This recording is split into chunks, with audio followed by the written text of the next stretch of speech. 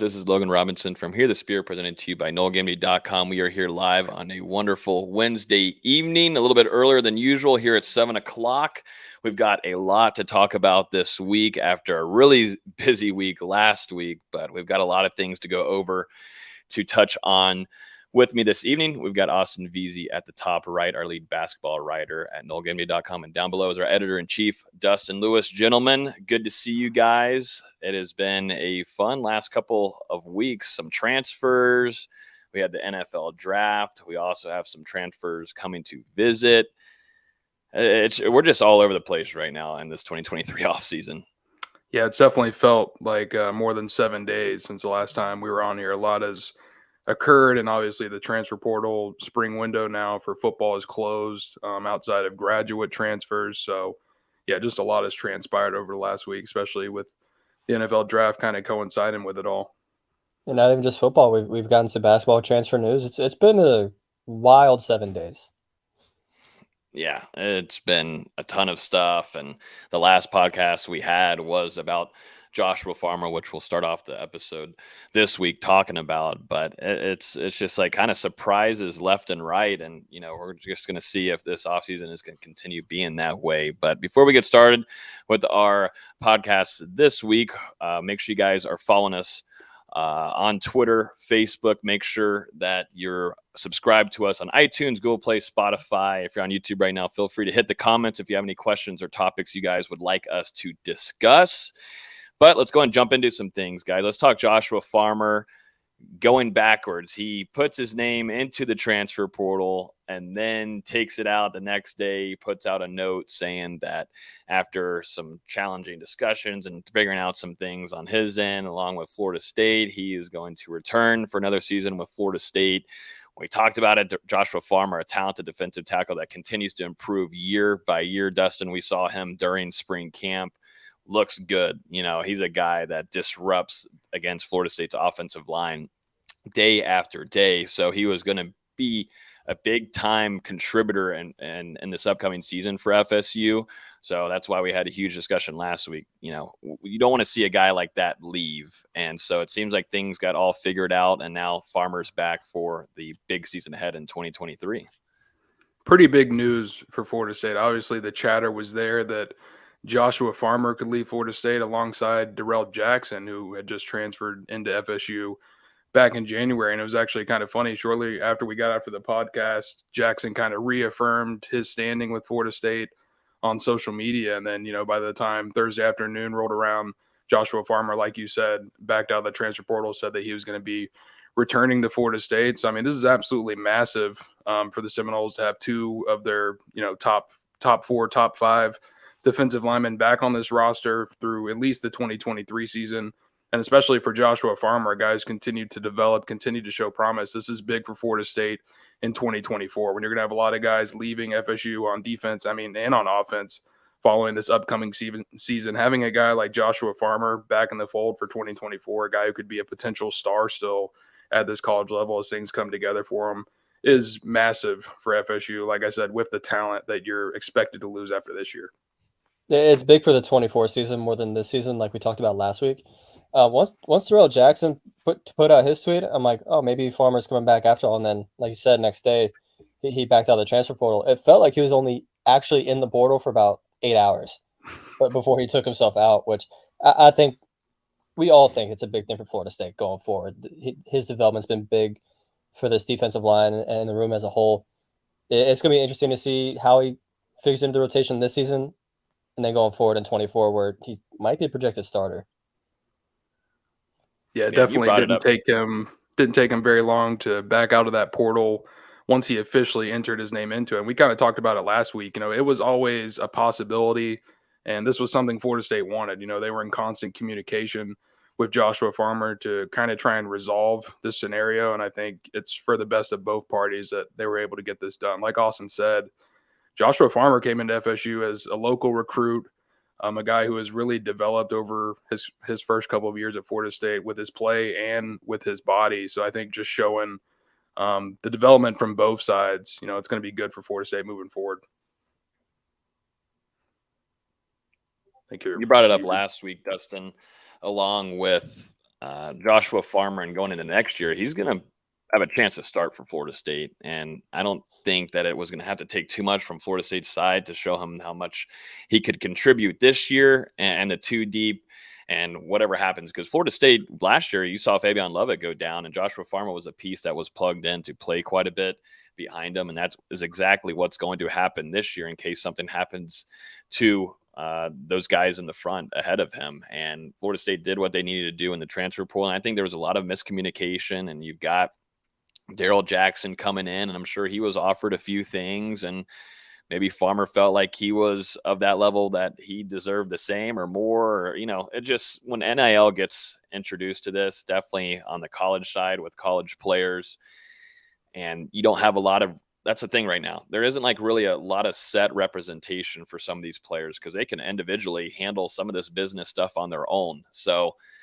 the whole NIL thing, we've got a long ways to go. And, there's a few out there that, people are representing these players, but this is where it gets into, it's like NFL-esque to me, where you're just got to start figuring out a number and you want higher, and you usually want higher and higher. And it's just how it's going to be for a good long while as we're continuing to cover college football with the NIL. And, Florida State wants to have Joshua Farmer on this team. He is a solid player for Florida State.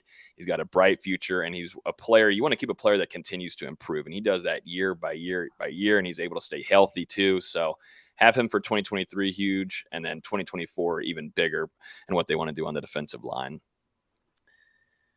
And the same goes for Darrell Jackson, still waiting on the waiver there. But, once hopefully Florida State gets some good news there, it's just even bigger for this upcoming year where Florida State's trying to make a run here. So, those two guys being tight, close knit, and, Corey Fuller too, our former co-host here on Hear the Spear, close connection between both of those guys. Very, very close. So, I had a feeling good things would come eventually. Just got to, communication, a little bit of time and some conversations, and things ended up working. So some good news, at least, of keeping a guy from leaving the program and getting out of the transfer portal. But on the other side, it's a handful of others that Florida State is losing off of its roster, which we can discuss right now if you guys want to jump into that. I think number one, let's start off with Micah Pittman deciding to enter the transfer portal. And I think this one was a surprise to many, and, just understanding too the health that he's having to go through recovery wise, and et cetera, his relationships within the program. I think, Mike Norvell and him very close. We saw that in practice, two guys that pushed one another, but you could just tell there's some true love between Mike Norvell and Micah Pittman, and then certainly between his teammates too, with Jordan Travis and a few others like Maurice Smith. You see it on the vlogs and everything. This is a guy that really loved Florida State, loved Tallahassee, but is deciding to do what is best for him, and he's got a long recovery ahead. And I think Florida State came to a situation where, what is my availability and my depth going to look like going into a season where this has got to be a run? You're dumping in a lot of NIL. You're dumping in a lot of players deciding to come back. You got Jared Verse, you got Trey Benson, you got Jordan Travis, you've got Johnny Wills. I mean, and then on defensively, it just goes on and on. If you're going to make a move and you have to do it, it has to be now. And it's where you kind of start evaluating what am I going to have? Am I going to have Micah Pittman? Am I going to have him by at least the middle of the season? When am I going to have him? And I think there's discussions that were had that evaluated to where whatever is best for both Micah Pittman and also Florida State was handled. And that's kind of the conclusion that it came to, because you could tell that there wasn't any kind of bad juju after him announcing the intention of entering the transfer portal, which is a good thing. You see Mike Norvell giving gratitude towards his former wide receiver.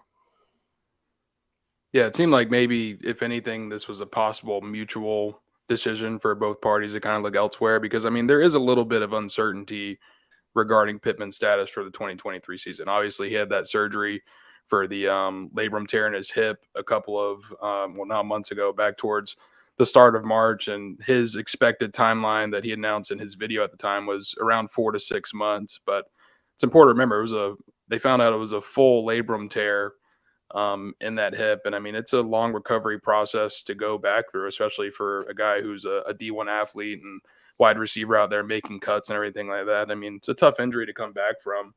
But regardless, I think this is going to be a pretty underrated loss for Florida State. Pittman, a part-time starter for FSU at wide receiver last year. You know, he wasn't elite with his production or anything like that, but it kind of just felt like you knew what you got out of Micah Pittman every Saturday that he was coming out on the field. He was going to contribute a couple of catches whenever the ball came his way, you know, be a solid playmaker. And even better than that, I mean, he was a very underrated blocker for Florida State out there on the outside. And that's a huge part of this offense for the wide receivers. And even more than that, Florida State's primary punt returner averaged almost 10 yards per return, which was top 15 in the country. And I don't think he dropped a punt all season. And that was an issue that had kind of plagued Florida State a little bit over the first 2 years that Mike Norvell was here in Tallahassee. You know, you think back to that game against LSU last year. I know Florida State didn't convert technically with points on either of those fumbles that they were able to recover on muff punts. But I mean, you're going to be going into a game against LSU now with a new starting punt returner in a crucial, tough environment. So I mean, I think it could end up being a pretty big loss for FSU. He competed more than anything. He brought the nastiness on the edge that you kind of like. You mentioned it with his blocking. He was one of the best blocker receivers Florida State had, and you know Norvell places an emphasis in that with how they use their running backs and how they use those receivers. You got to be able to block on the outside if you want to play. But like you said, his punt returning, that's going to be the biggest loss for Florida State. How they replace that is really to be determined. As someone that's had the same injury as him, you know, there's really no telling if he's even going to come back 100%. I'm 6 years from my first labrum tear, and I'm still not even 100%. I'm not saying he can't, but I've been through it. It's a really tough injury to come back from and to try to have the same explosiveness. It's a really, really tough injury. It's not like a shoulder that's you see happen a lot. You see a lot of labrum tears in the shoulder. You really don't see it in the hip a lot. It's going to be interesting. You know, I think he got a crystal ball to Utah. Correct me if I'm wrong. Yep. If he goes there, you know, he may not play until November. There's a very real chance that happens, and Florida State can't afford that in a season they're trying to win a national championship. And Florida State already went through spring practice without Micah Pittman. It was announced that he'd missed the spring before things got underway for Florida State. So, I mean, they've been experimenting at that punt returner spot, obviously in the slot with guys like Ja'Kai Douglas and Winston Wright still trying to make that comeback. But, I mean, especially at punt returner, in my opinion, you know, being out there watching practices, there's just been too many balls on the ground at this point. You know, whether it's Vandrevius Jacobs has been back there a little bit, Winston Wright, I mentioned Ja'Kai Douglas. You know, they've all been back there. Wright and Douglas are the two working at the slot. I think Vandrevius could eventually contribute at the slot wide receiver. He spent most of his time on the outside so far. But, I mean, with Pittman moving on, I think that's something worth exploring. And also, you know, we noted it earlier this week, but Joshua Burrell has moved back to a quote-unquote wide receiver number. He's back at number 81, still listed on Florida State's roster as an athlete, but he came into Florida State as a wide receiver. And, you know, maybe with Pittman moving on, that could be another guy you kind of experiment there in the slot. Jaheim Bell too, you know, he's going to probably get flexed in the slot a little bit from that tight end spot like we've talked about. So, I mean, Florida State, they've got some stuff to work with, but replacing a guy who was pretty solid in Micah Pittman, and also someone who, Logan, you said it, but was someone who was beloved by Mike Norvell and the rest of the guys on the roster, really contributed to the culture here. A tough loss for Florida State.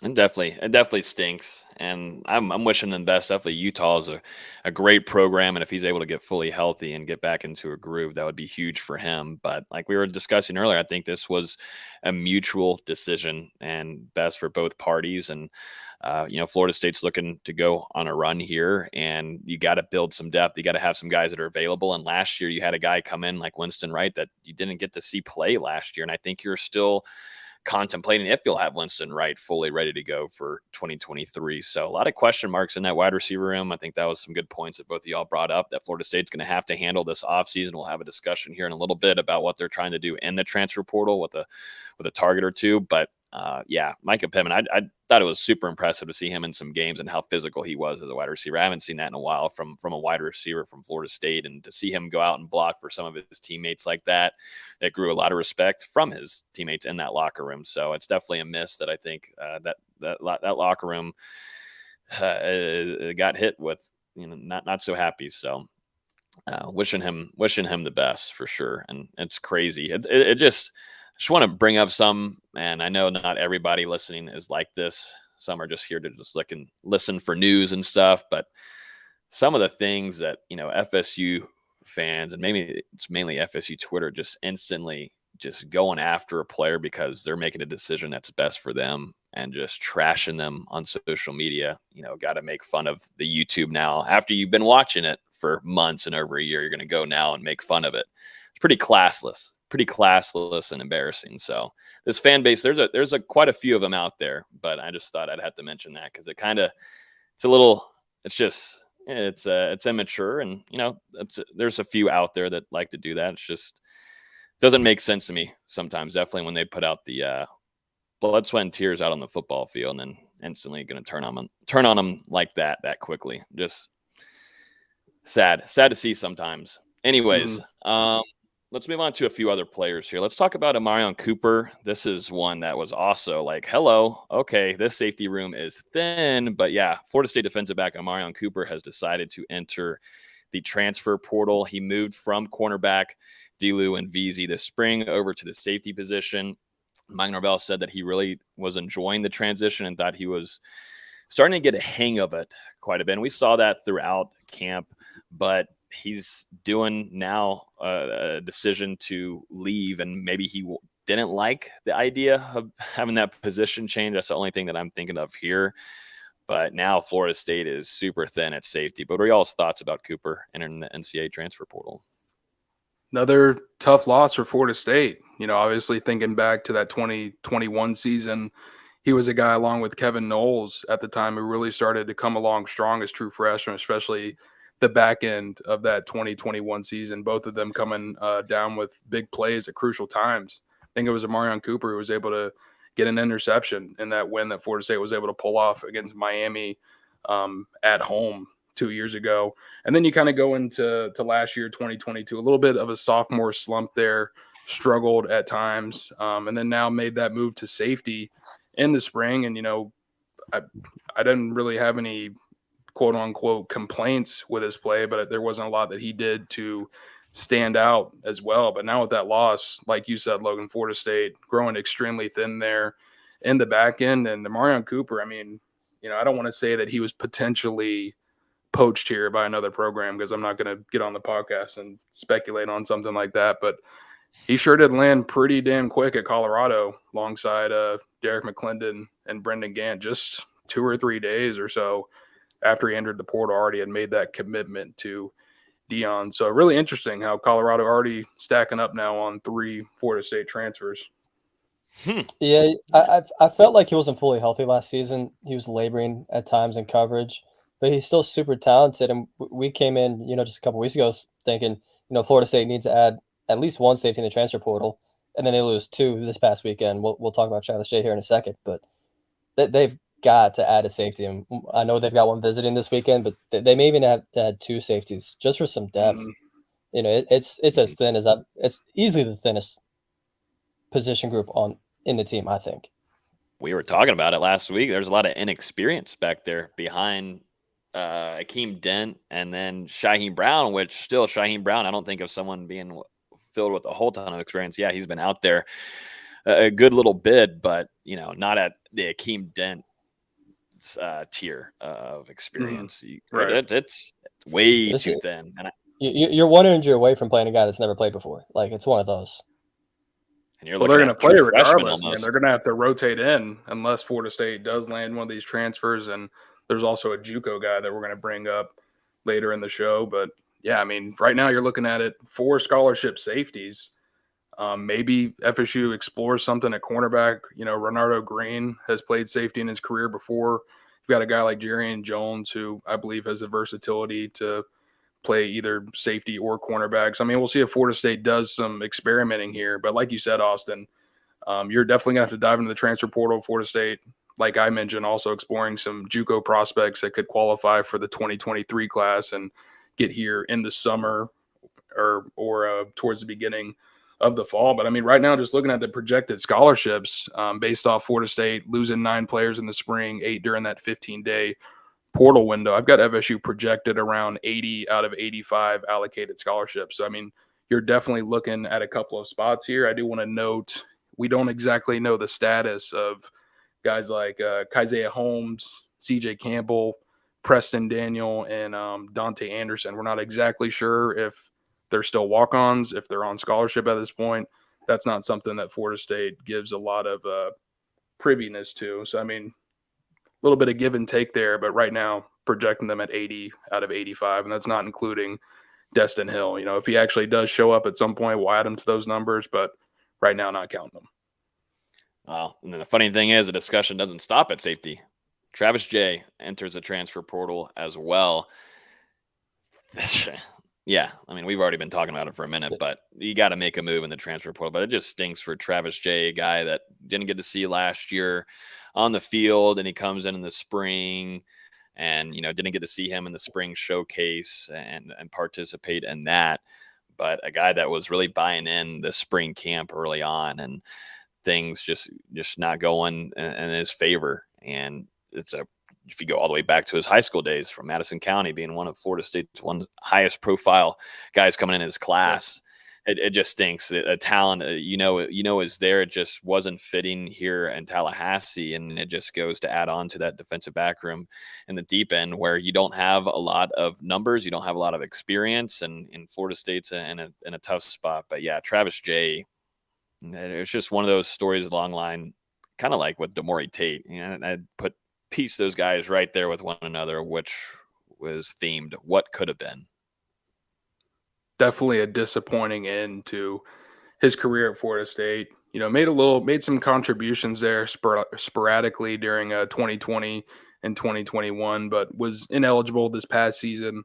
Obviously dressed out for that Oklahoma game, but didn't end up playing that night that Florida State won the Cheez-It Bowl. So, yeah, I mean, like Logan said, a very talented player coming into Florida State, someone who's very highly regarded, a Florida State fan who grew up locally, like Logan mentioned, out of perennial winner here, Madison County, you know, a program that's always going to state championships and bringing home titles, and has also provided Florida State some pretty damn good players in the past. You know, you think of a guy like Chris Thompson or Jacoby McDaniel, you know, 2 guys who came in back in the day. So, I mean, a program that Florida State has a connection to.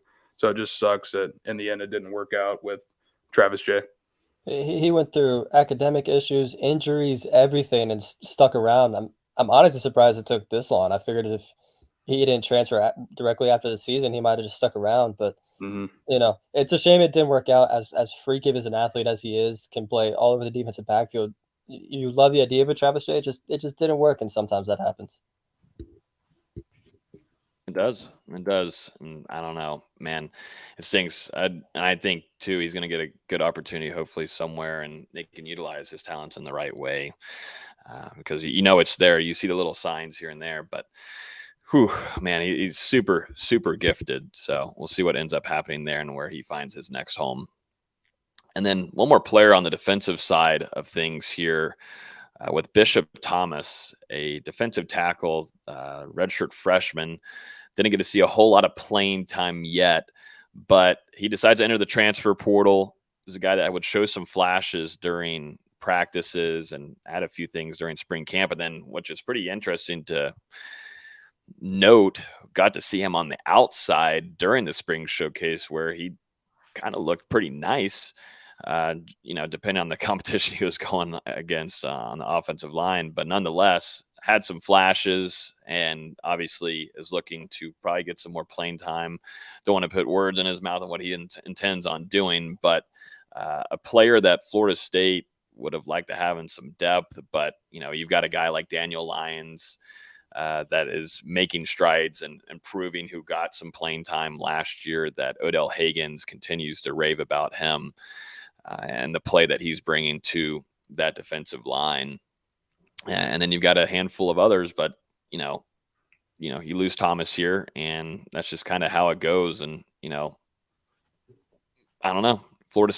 I think Florida State will be fine here. It's not a major loss by any means, but, definitely if you would have lost Farmer and Daryl Jackson, it'd be a little bit different. But, and I would say Dustin, just looking at some of the practices too, he's definitely undersized compared to the other guys around him. But I don't think that plays a pivotal factor for him, because he would disrupt and he would make some tackle for losses. And I'm like, who the heck is that? And, that's Thomas. Who is that guy? But wishing him the best of luck. He had one of the best newcomer interviews, highly entertaining, good guy. Wishing him the best, but just not working out at Florida State, and he's going to go look for a new home elsewhere. Thomas, coming off his first year at FSU, only appeared in 2 games last season, ended up redshirting, was named Florida State's defensive scout team player of the year. So obviously someone that was flashing in practices. You talked about it, Logan. I mean, you were able to see him do some things a couple of times. I mean, we were impressed. But like you said, definitely undersized compared to the rest of the unit. I would agree with that assessment. And yeah, I mean, someone who wasn't really primed to play much of a role this year. I mean, once again, he was going to be someone contributing a lot in practice, helping the scout team prepare, the starting offense for the upcoming games. And, there just wasn't much of a role for him right now with the way that unit is lined up, and especially with the future. You mentioned Daniel Lyons, but you still got Iobami Tafase in that room as well. And both of those guys have showed some real flashes, and our 2 guys at Florida State really likes a lot. And I mean, then if you look at the rest of the room, probably after the season, Florida State, it wouldn't be a surprise to see them explore that transfer portal yet again to try and find someone like they've already brought in, someone like Fabian Lovett, someone like Braden Fisk, because both of those guys are going to be moving on. And I mean, you're going to need someone to replace them unless, the rest of those guys step into that role. But regardless, I think Florida State will explore to see what is out there. And I mean, they're also looking to add some guys in this high school class as well, involved with some very talented high school prospects, some blue chip guys, and they've already got Jamori Flagg in the fold. So I think Florida State, they've got a bright future in that middle, despite the departure of Bishop Thomas. I think he just saw the writing on the wall and didn't see any realistic playing time the next 2 seasons. And, it's not the day and age of college football anymore where you wait 3 years before you get your chance. They want to be able to play now. I think that's what it came down to. He's going to go find somewhere he's going to be able to play sooner rather than later. Yeah, and that's the thing. Florida State's at a different trajectory than when he came in. Let's be honest here. So there's some guys that they're looking for immediate impact, like a Fisk, like a Daryl Jackson, like Dustin was just talking about there. So for some of these guys that are younger that feel like they should deserve some more playing time, and it's like we were just talking about, like the Micah Pittman situation, a little bit different because it deals with recovery and health that he's having to take care of. But they're looking for the best. They're looking for the best scenario for their players. I think, Odell Haggins is Odell Haggins. He's going to look out for his guys, and he's going to look for a good opportunity for them, and he's going to tell them the real deal and the real spiel. And if you're not going to be seeing a lot of playing time, they're going to, he'll let you know that. And, Florida State will look and see if they can add some depth there too, if need be. We'll see what they end up doing this offseason. Dustin, Jen's asking here, how long is the NCAA transfer portal open for? Yeah, so the transfer portal spring window is actually closed now. It opened back on April 15th and then closed on Sunday, April 30th at the conclusion of the day. So basically the only people that can still transfer at this point are graduate transfers, those who have obtained their bachelor's degree. So, I mean, potentially at the end of the spring semester, if there are some people that graduate from Florida State, they could still enter their names into the portal, explore opportunities elsewhere. And I mean, the same thing for schools around the country. So, I mean, technically it's not over, but I'm not really expecting any other departures from Florida State at this time. And the transfer portal window is just names entering. People can still go to other schools Yep. if they're already in the portal. That's a good thing to note. You just have to enter your name during the window, and then you can commit at any time. Like we're seeing with Florida State, we'll get to these transfers in a minute, but bringing in 2 guys this weekend, and they could technically join the program at any time. Our guy James is coming in at the right time because we're about to jump into these 2 transfers that are coming to visit Florida State this weekend. It's perfect timing. Perfect. Beautiful. Let's jump into it, guys. Let's start off with Keon Coleman, Michigan State wide receiver. He decided to enter the transfer portal. Some interesting notes here. As of just yesterday, he actually sat down with the program and was speaking to their head coach about potentially probably, getting a good talk about, hey, you should probably stick around with the program. Mel Tucker would like to have his highly productive wide receiver back in the program going into the 2023 season. But now getting the news, Dustin, you were told earlier today that he would indeed be visiting this upcoming weekend. A player that if you just watched a couple of his highlights, you're interested immediately, but a guy that can go up for the ball, grab it, can go deep. This could be a deep threat kind of player if you're thinking about Florida State's offense going into next year. But this is a big profile transfer that Florida State's getting on campus this upcoming weekend. What are you thinking here, D-Lou, about this situation? Because there's obviously a lot of other programs that would like to get him on campus, but Florida State has a lot to offer here with a big season ahead, and what Mike Norvell has been able to do, along with Ron Dugan's. Got to give credit here what he's been able to do with wide receivers transferring in their first year, and we saw the production last year out of Johnny Wilson and Micah Pittman. There's an opportunity here for Florida State to sell pretty well. Definitely. I think seeing what Florida State has done on the field over the past couple of years is definitely an aspect that Florida State is going to sell during this transfer recruitment for Keon Coleman. But this isn't a typical recruitment. These parties are very familiar with one another. Florida State heavily recruited Keon Coleman out of high school whenever he was a 4-star a 4-star wide receiver coming out of the state of Louisiana. They weren't able to get him on campus at the time because this was back during the COVID-19 pandemic. And if everyone remembers, recruiting was kind of shut down there from March 2020 to about June 2021 or so. So about 15 months. And during that time, Keon Coleman actually ended up committing and signing with Michigan State. So by the time it opened back up, things were kind of over with Keon. But at the time, Florida State made a really good impression. They were actually named to his top 6 back during his high school recruitment. And we actually did an interview with him at the time, the late, great Nate Greer here, with the quote from Keon Coleman back in 2020. So he said, with FSU, I feel like I have a really good relationship and a strong connection with the coaches. I talk to them every day. They throw the ball a lot, which I like. They talk about me coming there and playing and being a part of that offense. I can be a deep threat, jump ball guy for them, like what they do. Just the tight relationship with the coaches. They always have good teams and they play in a good conference. So Keon Coleman, he's been high on Florida State over the years. And I think that connection that Florida State built back in the day, that's a huge reason that they're going to be the first program to get him on campus since he entered the portal from Michigan State. And it would be huge for FSU to try and lock this one down this weekend. Don't let Coleman get out of Tallahassee without a commitment. There are some whispers that LSU could be involved, Coleman, like I mentioned, from the state of Louisiana. But it's important to note that the Tigers did not offer him a scholarship during the course of his high school recruitment. And maybe that's something that comes back to bite them the second time around. Obviously, now Brian Kelly there. I don't believe that he was there. Yeah, he wasn't there at that point during Coleman's recruitment. So that could change a little bit of things. But I think Florida State, you've got to like your chances here with him entering the portal, you getting the first visit, and this relationship that was established a while back. And I think a lot of this stems from his teammate Jaden Reed got drafted in the second round by the Packers this weekend. And a lot of the talk was, if he had a better quarterback play, he would have been a first-round pick. He had 55 catches for 600 yards and 5 touchdowns.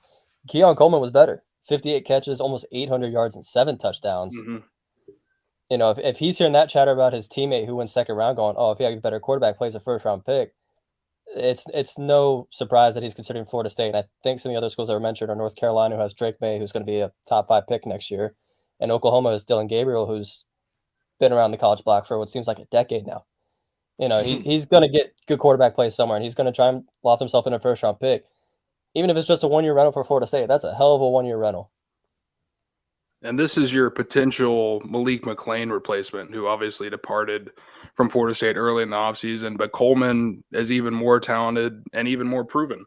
Like Austin said, 58 catches for 798 and 7 touchdowns last season. A legit deep threat, a guy with a ton of athleticism.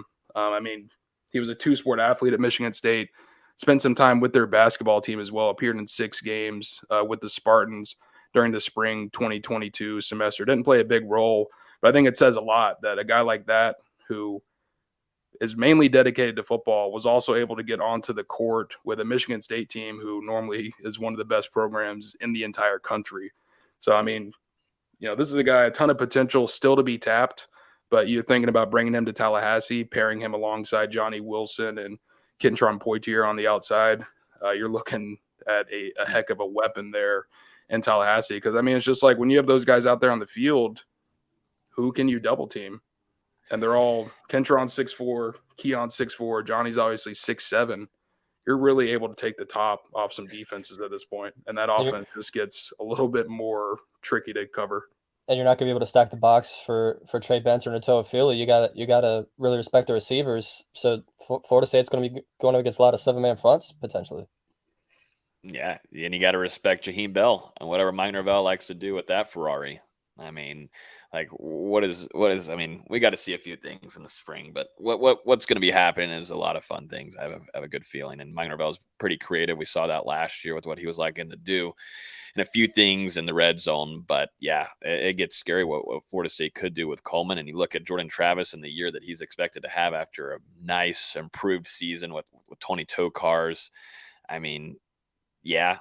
UNC could be there. You got Drake May, you got Dylan Gabriel, but you've got a program on the rise that can actually go and you can get drafted, and you can also have a chance on putting a ring on your finger. And that helps a ton. And you can now press that you do need to have some playmakers at the wide receiver position after losing Micah Pittman. Yeah, you've got a guy like Ja'Kai Douglas, but that's a different style of player. Bringing in Coleman changes a lot of things, and he's a good one-on-one matchup player that, if Johnny Wilson's getting stacked up, you got Kentron on the left side, Coleman's going to have a lot of chances at one-on-ones. And now defensive coordinators are going to have to start predicting in their game plans on what they're going to have to do game plan wise against this offense, definitely in the wide receiver room. It gets tricky for defensive coordinators in that way, and they don't want to do all this. So we'll see what Mike Norvell does. And just in general, though, and what Mike Norvell is able to do in the transfer portal, I give him my bets feel pretty comfortable in that area. Mike Norvell, I will just say, off of the last couple of years and what they've been able to produce. But I wouldn't be shocked if he just has a nice little chat with Johnny Wilson. Here it is. This is what I learned during my year at Florida State. We've been able to talk with Johnny Wilson, Dustin, after practices, and he's very grateful. And for Mike Norvell giving him this opportunity, and he's continued to see improvement. But just a little chit chat with Johnny Wilson might be able to seal the deal. And then you can throw in a Jordan Travis in there if need be. But, we'll see. It's a big weekend for Coleman. And if you could, I think Coleman's a guy, if he is trying to start, if he wants to get with a new quarterback, he's going to want to create some chemistry early. So he's going to want to make a decision sooner rather than later. The Jordan Travis effect could absolutely be huge in this recruitment. Because like Austin said, he didn't have the greatest quarterback last year, and it affected the draft stock of one of his teammates. I mean, now potentially coming to Florida State to play with a Heisman candidate in Jordan Travis, and someone who's continued to improve over these last 2 years and absolutely blew it out of the water a season ago. It looks like he could be even better in 2024. There's not very many other quarterback rooms in the country that have someone more talented than Jordan Travis. And there's also a role for him to come in and play immediately. And I think Florida State can really pitch stability in this recruitment. Because, I mean, you're going back now 2 or 3 years since he was a high school recruit. But these guys that recruited him out of high school, Mike Norvell, Ron Dugans, David Johnson, who has the ties to the state of Louisiana, they're all still here in Tallahassee. They haven't left for other jobs. So they're still able to be here and still have that same relationship that they had a couple of years ago. So I think having those guys, Jordan Travis, you've seen the development from these wide receivers. It could be a big weekend in Tallahassee. We'll see how it goes for Keon Coleman. Mike Norvell likes to keep his staff together for the most part, and it could go a long way here in grabbing a really talented wide receiver from Michigan State. Let's talk about another transfer, guys, that's coming in to also visit alongside Coleman this weekend, and that's going to be a safety, which is a major need right now. Florida State is going to bring in Jalen Key from UAB. Tallahassee native, played at Godby. This is where I instantly think about Corey Fuller again. What a good addition for Mike Norvell to get Corey Fuller on his staff, but it helps a ton on the recruiting front. But in general, Florida State's got to get some help there at the safety position. Had a pretty good season last year for UAB, looking for a bigger opportunity, potentially at a bigger program and then some good playing time at it. But yeah, Florida State's going to try to at least advocate, coming in and playing a good bit, because right now Florida State's stupid thin. We talked about earlier, Shaheem Brown, and you've got Akeem Dent. Those are the guys that have the experience right now, but Florida State would like to add some extra talent with some experience. Yeah, it's only been a couple of days. I believe it was back on Sunday whenever Key already has announced a top 6 in his transfer recruitment of Florida State, Alabama, Ohio State, Oregon, Ole Miss, and North Carolina. He's coming off visits to Ole Miss and Alabama and going to be getting to Florida State next. And, believed to be taking some more visits after this trip to Tallahassee. We'll see how things go. And, maybe if he potentially locks things down before leaving, that's what Florida State would obviously prefer to do here, get him in the fold and not let him get out to visit these other schools. But, we'll see how it works itself out. Like Logan said, a guy from nearby Quincy, played at Godby High School, so definitely has some local ties here. And someone that is very experienced at the college level, played for 5 years at UAB, his most significant time coming this past season in 2022, when he recorded a career high 60 tackles, 4.5 tackles for loss, 2 forced fumbles, and 3 interceptions. Interesting enough, going back through his stats, is that his career high in tackles, 12 against LSU this past fall. So, an interesting nugget there. Someone who's had some success against the Tigers, a team that Florida State obviously is going to open up with in Orlando. So I do think Florida State, they can pitch the local ties here.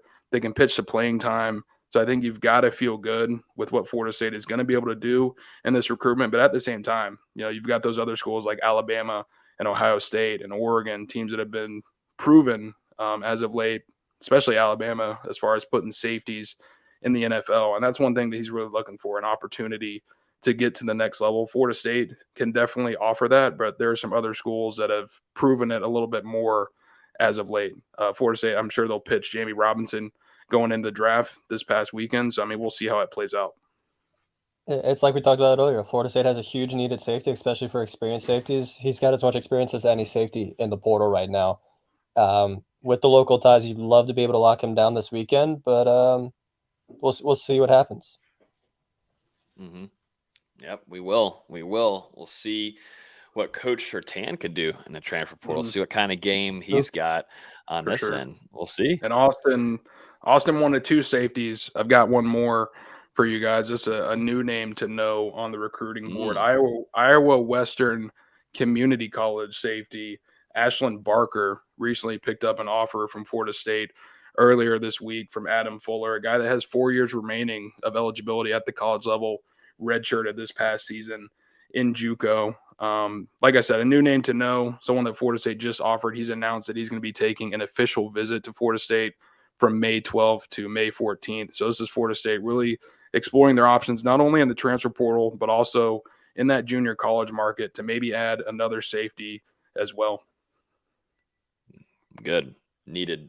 And, got a good size of offseason ahead, but Florida State looking pretty early, as they should, doing their due diligence and making sure things are done and depth-wise, and bringing in some experience that is needed after growing a little thin in a few spots. But we'll keep a close eye on Coleman coming in this weekend along with Key and seeing what happens there. You never know with some transfers, Dustin, if you get an interview or not, but I would at least make sure you guys are tuned into NoleGameday.com or jump into our Discord. If you're on YouTube right now, you can join for free. Go click on the link down below and you can join the Discord, where we're talking football, nonstop, recruiting. And then now the transfer portal is a huge channel that's blowing up through there. So make sure you guys are tuned in and getting the discussion and getting the latest from Dustin and our guy Tommy Meir down there in Tallahassee. We will at least be out there to bother them a little bit and try to get an interview. Yeah. Just get the shot of them walking in. Get the shot, get the engagement. That would be me. As long as I get my engagement, get the shot, I'm out. Let's talk a little bit of NFL draft, some undrafted free agents. Let's jump into it first with Jamie Robinson going to the Carolina Panthers in the 5th round. Congratulations to our guy here, the Spear alum. I think we put out a piece earlier today, but definitely a chip on his shoulder. Wasn't expecting to go that late in the draft, but if you're looking at some contract stuff and money-wise, Jamie's going to be just fine. Estimated $4.1 million contract with the Carolina Panthers, and I think around like a $368,000, somewhere around that range of a signing bonus. So Jamie's getting well taken care of. VZ, that's good for you because you're right up there in Carolina. He's got the numbers. Now it's time for you to hit him up. You're the shoe plug. So business could be booming here for you too, VZ. He's a mile away from the store now. It's great. I'm happy for him. He went a little bit later than both Logan and I thought. Dustin about nailed it, saying 5th round. Just happy he's getting an opportunity, getting a chance, and also keeps Florida State's draft streak alive. And we talked about it last week, but it's going to keep going for a couple more years. And both those two guys that got drafted over the last 2 years are transfers, Jermaine Johnson and Jamie Robinson. But yeah, I mean, hats off to Jamie for getting selected by Carolina, going to be playing there alongside Brian Burns. And, Carolina wasn't one of those teams that we talked about that he took top 30 visits to throughout the draft process. But regardless, sounds like they really like his skill set. Frank Reich was talking about him a little bit following the draft and said they really think he's going to be able to contribute on special teams out of the gate. They think he can play, obviously, at the safety spot, but has the versatility to play some nickel as well. So it really does sound like, and they talked about his competitive instinct and his grittiness as well, which is something that Jamie obviously brings, especially in that running game, coming down and knocking out running backs. So I think he's going to fit very well in California, and sounds like Carolina, not California. Whoa. Carolina. Whoa. Sounds like he's excited California. to play with Bryce Young. Sorry. I mean, he was literally the first NFL draft pick to sign his contract. He better have been excited. He's ready to get to work. And as far as I know, he hasn't. That's As far as I know, he hasn't been to Charlotte yet. No, he has not. You know where he's at? He's with Coach Storms right now, training with him. He posted a story yesterday. He literally flew down and went straight to training. And he got his contract signed. This dude's training. He probably said, "Yeah, this is good. Here we go. This is great. Let's just get to work." And he's over here with Coach Storms. And that awesome. I think that's huge too. And it's taken a while for Florida State and Norvell to build that, but having players come back immediately, wanting to put in work, come back to the program, use the facility. I think that's huge. And what, trying to do that with your alums, definitely your successful alums. I got Jermaine Johnson that absolutely loves coming back to Florida State. He freaking playing up there in New York, and he's down here all the time around the program. And so, Jamie calls us home, and I think he's gonna roll over there in Carolina. But we get to see him play twice a year with covering the Bucs, so looking forward to having him coming down and traveling and playing the Buccaneers, and then him going up there and the Buccaneers going up there and traveling. So it'll be fun. A good addition to the NFC South, definitely with Brian Burns, who is low key killing it in the league right now. Low key just doing his thing, man.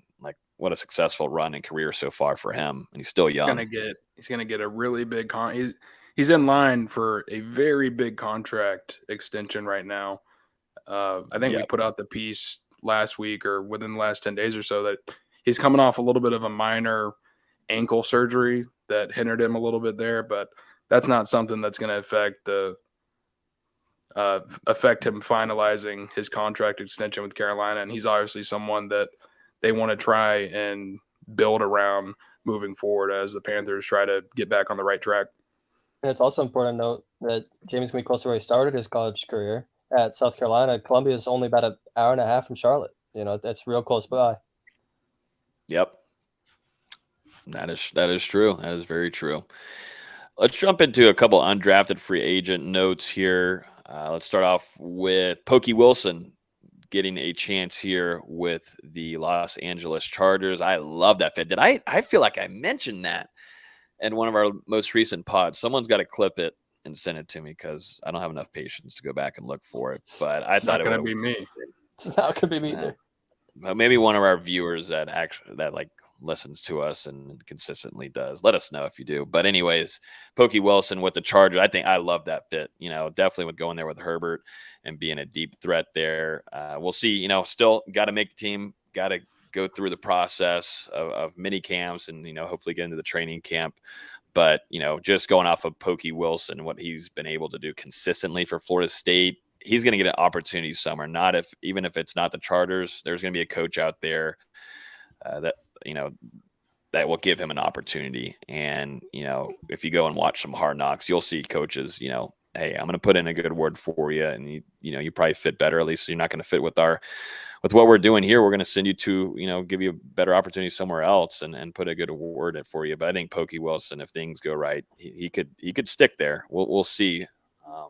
And then Robert Cooper to the Seahawks, Cam McDonald to Green Bay, and then Wyatt Rector got an invite to the Raiders, Las Vegas Raiders too. So waiting on a few more. We were discussing in the production meeting. We're kind of a little surprised that Dylan Gibbons hasn't gotten an invite somewhere, at least that we know of. It would have been publicly put out by now, but maybe weighing his options. We talked about that too. We thought, he was a player that if he didn't get drafted, he'd probably have a few teams where he could negotiate and get a bigger bag, get a better opportunity, yada, yada, yada, depth-wise, player-wise, all that kind of stuff. So still waiting on Dylan Gibbons, but thoughts on a variety of these guys getting an opportunity in the league?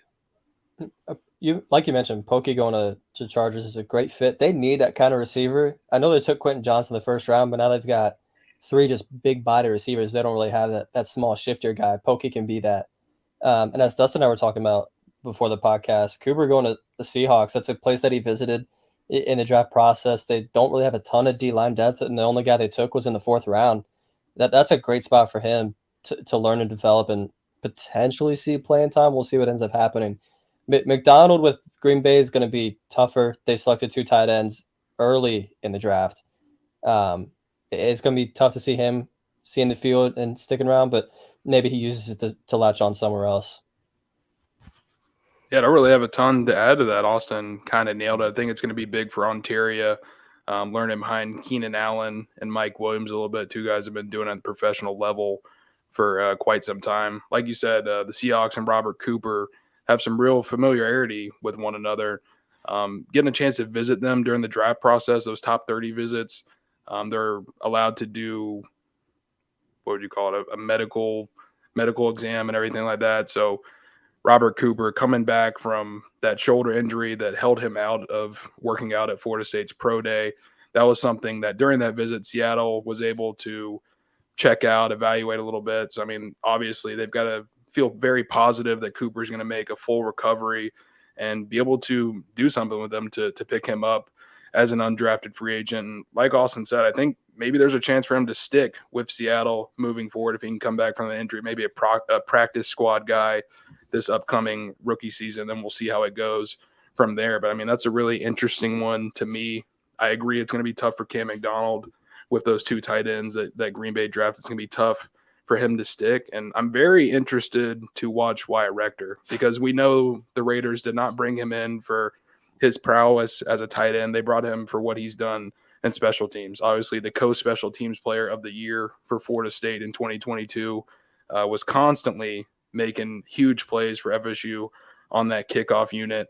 So, we'll see how it goes for him. It's very important for the NFL to have these guys who are just special teams lifers. You think about the Patriots and what was the guy's name? Slater. Can't remember his first name, but they had the wide receiver that literally played primarily special teams for nearly a decade with them. The names escape me off the top of my head right now. But, Wyatt Rector, that could potentially be his role if he can carve it out and be excellent at it. Yeah, Matthew Slater. See. Yeah. What was the name? Matthew Slater. I was trying to think of it. Yeah, NFL, those special teams coaches like consistency and guys that, put in full effort. And that was exactly what you got out of Wyatt Rector during his time at Florida State. So there's no shocker there. I had a feeling that when we talked about it, we had a feeling that he'd get at least an opportunity somewhere just because of what he could bring on special teams. And if there's even more, then yeah, but he's like he's like an athlete, and he can do a variety of different things. And he can also throw touchdowns. He can throw 2-point conversion touchdowns, everything. He can do a lot. That's what he can bring. So we'll see what ends up happening there. And if he can make that 53-man roster in Vegas, that'd be a pretty fun place to live. Tally to Vegas, a little bit different. Let's jump into some basketball news here, VZ, to end off this episode. Florida State was able to bring in a commit, a nice one here. And I love the last name. That's probably the best thing about it, VZ. But Florida State having to have some help here because they also went through their transfer portal woes and having to bring in some players to be able to play almost right away is definitely what Leonard Hamilton is looking for. But Florida State brings in Georgetown guard Amir Primo. Is it Primo? It's Primo Spears. It's not Amir Primo. It's not Amir. Just say Primo. It's Primo. Just Primo Spears? Yeah. Thanks. I like the last name, though. Yeah, with that kind of name, he has to be good at Florida State. Like, he doesn't exactly have a choice. Like, I'm already seeing the Fear the Spears graphics, like, all over social media. Florida State needed scoring. He can score. 16, 5, and 3 for Georgetown last year. And you can argue was the best conference in college basketball last year. The Big East was tough. Really, really tough last year. Granted, Georgetown was not good. But nonetheless, he could score. Florida State needs a score, and it's going to be a pretty seamless transition. Has familiarity with the new assistant coach, Kevin Nickelberry, in their one season at Georgetown. That's going to help his transition to Florida State. There's some talk he's going to need some waivers since this is going to be his third school. He started his career at Duquesne. But since Georgetown had their coach fired, Patrick Ewing, I can't see there being any issues here. Should be able to play right away. Voice crack. Wow. Yeah. But yeah, it's a good fit. I think it's going to be a good fit for Florida State. They needed some guard production. Worley can be your defensive guy. Spears is going to score. That's what they needed more than anything. This may be Florida State's final roster. We'll see. They're still in contact with a couple guys. They reached out to the new North Dakota State transfer, Grant Nelson, earlier today.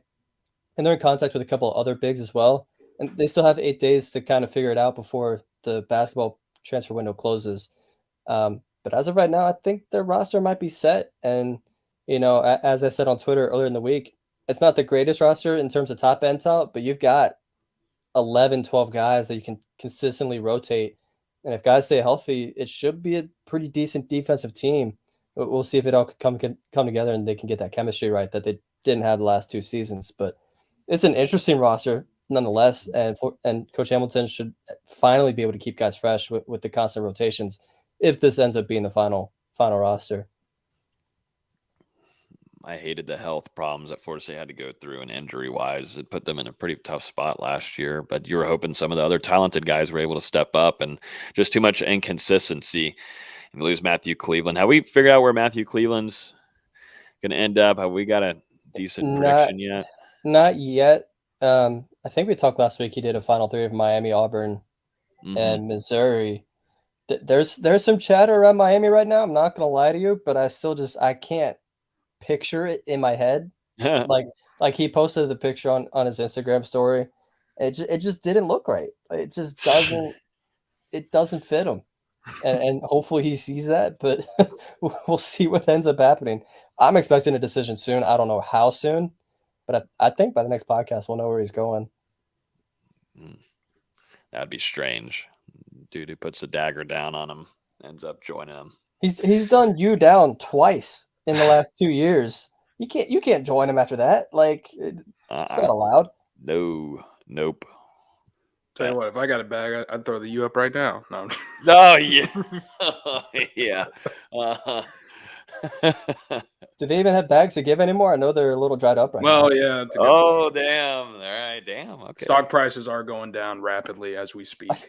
No, they're not going down. They are dirt down. They are like what, 50 cents right now? Something like that, and in danger of being delisted and all kinds of stuff. But John Ruiz says the feds are lying. So Yeah, gotta right. believe him. Yeah, we definitely believe that. 100%. I will say the newest Twitter beef between Dan Norvell and John Ruiz is my favorite new Twitter beef. It's hysterical. I love it. It seems like it's perfect for both sides. Darren Ravel just loves that kind of just little beef because it gets engagement. He does. He feeds off of it. He feeds off yeah. that negative energy from sports companies. Yep. And Loves Ruiz just wants attention. Like that's all he wants. It works out for both parties. Beautiful. And the funny thing is, I don't like either person. that's what makes it entertaining. Yep. Yeah. Let them do their thing. It's entertaining at least. Anything else that we want to hit on? Anything happening next week? We are definitely in the off season. I mean, luckily there's been some interesting things going on, but that's going to start slimming down slowly but surely. I don't think there's anything else that really need to note on. Nothing recruiting wise. We already talked about what's happening this upcoming weekend with Florida State's visitors with Key and Coleman. Mm-hmm. But that'll be a big one. Like I said, make sure you guys are in our Discord. I know a lot of y'all have been listening to our audio version podcast, but I'll be putting the Discord into our description. I think it's already in there all the time, but you can easily just click that, go down there, click that. It's free to join. I promise you it's free. And if you're on YouTube right now, feel free to hit the like button. We had a lot of people on YouTube joining us this evening. We might have to move to 7 p.m. Let us know in the comments if you guys would like us to do 7 p.m. or 8 p.m. But we had quite a bit of viewers on for this 7 p.m. Episode. Might have to see what the data shows us, see if we need to do a little bit more of this. Would that work for you, Dustin? I don't know what time your makeup schedules is. Yeah, I mean, it varies by the week, so it changes a little bit. We'll just have to play it by ear. Okay, play by ear type of deal. Can we watch? And I just want to get y'all's take on this real quick. Just to finish a little fun thing, but I'm gonna share my screen and show y'all because I need like a little distraction this week. But have y'all seen the Mike Norvell for 8 p.m.? It's the Mike Norvell video here.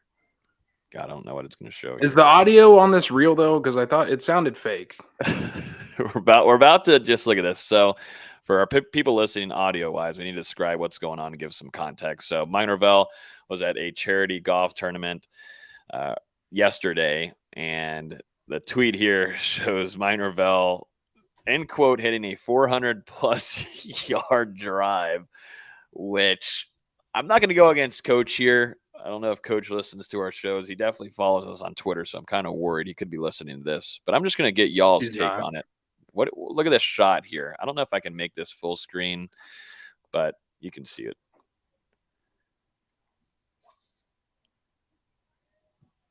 No.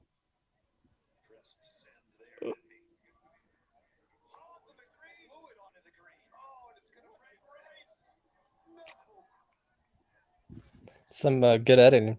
That's what I'm saying. Is this real? I don't think it is. I don't think it's real. Well, no, go back to when it lands on the green. Well, it's not that. No. I'm telling you, go back to when it lands on the green. The European World Logo Tour's in the top right corner. That wasn't there originally. Like, come on, was it? Look at the top right. There's no logo right there, and then now there is. Come on, they added it whenever it. Come on, man.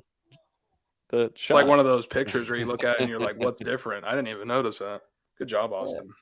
Well, this is the even harder one to notice. But watch the little shift and change here. So watch, right there. It just did a little, yeah. So definitely not real, but FSU Twitter is definitely going to make it seem real. So congratulations to Mike Norvell on a 400+ yard drive to get you right onto the green. But I'll be honest though, I just need to see a swing here. It's pretty damn good. It's a pretty damn good swing right there from Coach Norvell. These dang AI videos are getting too good. They're getting wild. They're getting wild. But yeah, that's going to wrap up this week's episode. If you're on YouTube right now, we would definitely appreciate it. We're already at 70 likes tonight. So if we can get up to like 80, 90, that would be massive. It just helps us get this live video out to more FSU fans, which creates more discussion in the comments and yada, yada, yada. So appreciate everybody coming out here and hanging out with us this evening. We are Don't hang us, please. No, we don't. No. Please, no.